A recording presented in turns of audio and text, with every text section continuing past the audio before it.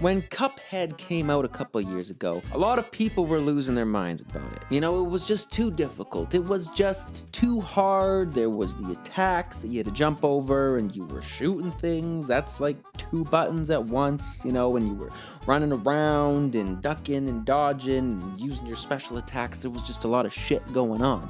You know, it was really, really hard. Even the training level was basically impossible. And this sparked a little bit of a media storm. You know, people were asking, how hard is this game? How hard is too hard? Is this the hardest game of all time? And the answer to that question is no. You see, I am a 90s kid, and if there's one thing that we are good at, besides being completely and delusionally conceited about the generation that we grew up in, it's side-scrolling shooters. Metroid, Mega Man, Castlevania, you name it, we were probably side-scrolling through it. That's how life worked. We played in 16-bit, we didn't have the internet, and our generation was better than yours. That's just the facts. Now, in and amongst this litany of games, one particular game stands above the rest. One particular game was bred specifically from Satan's asshole. One particular game is the hardest game of all time. Super Ghouls N Ghosts. The difficulty of this game is beyond reasonable comprehension.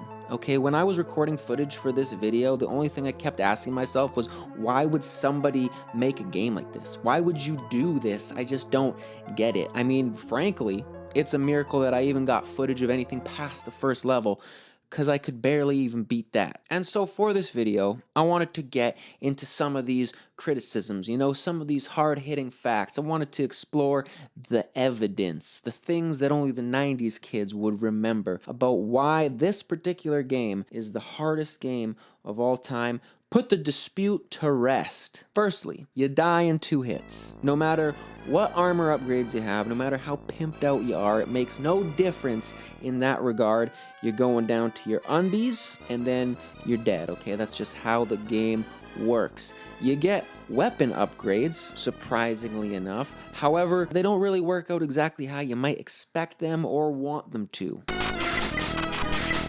And the upgrade chests that you use to acquire these armor and weapon upgrades to help you through this game, a lot of the time, they just have evil wizards who shoot you in the face, and they turn you into a baby, which is very helpful. And on top of all that, you have your standard fare. You know, if you die, you get sent back to the beginning of the level. You only have so many continues before the game starts over, blah, blah, blah, all that kind of stuff. But probably my least favorite thing, the thing that transcends training and practice, repetition, and just getting good, is the random emergence of unavoidable shit that kills you. REOUSTKY for short. Take the second half of the first level, for example. This water here, it comes down in a wave and it kills you outright. No matter what armor you have, no matter what you're doing, if you just happen to be standing in the wrong spot. Pure dumb luck. Literally the only way to beat this part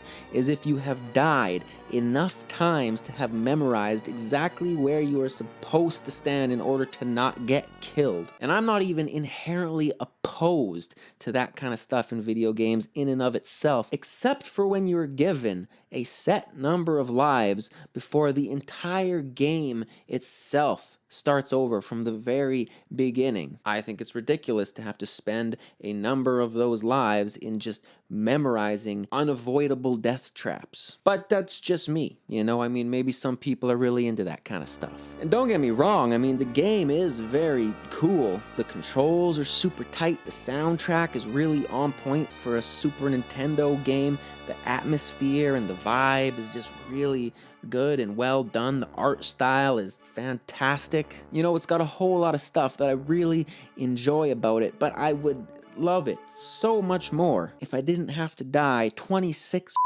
times in order to beat the first goddamn level. But I digress. You know, I saw Super Ghouls N Ghosts in my library of games, and I thought that I would talk to you fine folks about how impossibly difficult this game is. Remembering it from my childhood and just thinking, I have never since then played a game as difficult and frustrating as this particular game. And I think I've managed to successfully convey that idea to a degree. You know, hell, give it a try yourself and see how far you can get before you slam your head into unconsciousness on your keyboard out of anger. Might be a good time depending on what you're into. Who knows? And overall, I just wanted to set the record straight.